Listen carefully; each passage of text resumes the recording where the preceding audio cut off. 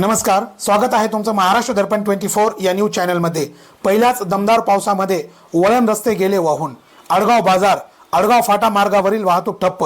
जिंतूर तालुक्यातील आडगाव बाजार परिसरात झालेल्या पहिल्याच दमदार पावसाने सार्वजनिक बांधकाम विभागाच्या कामामधील त्रुटी पुन्हा एकदा समोर आल्या आहेत।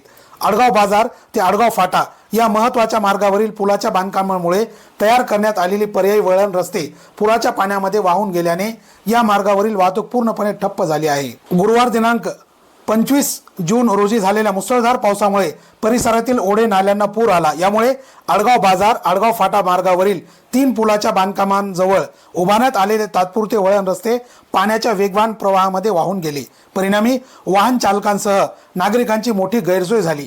दरम्यान आडगाव फाटा ते धार फाटा या मार्गावरील पुलांची कामे गेल्या अनेक दिवसांपासून संत गतीने सुरू असल्याची तक्रार नागरिकांकडून करण्यात येत आहे।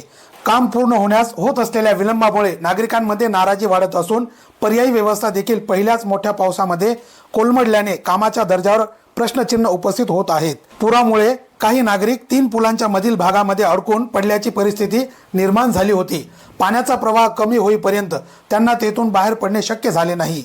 यामुळे काही काळ भीतीचे वातावरण निर्माण झाले होते। शेतकरी, विद्यार्थी, व्यापारी तसेच दैनंदिन प्रवासी यांना मोठा फटका बसला।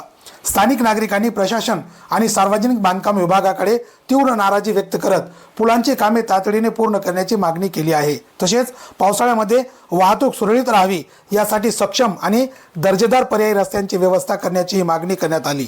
आडगाव बाजार या गावातील बसस्थानक परिसरात देखील पावसाचे पाणी साचल्याने नागरिकांना मोठा त्रास सहन करावा लागला। रस्त्यांवर पाणी साचल्यामुळे पादचारी आणि वाहन चालकांची गैरसोय झाली।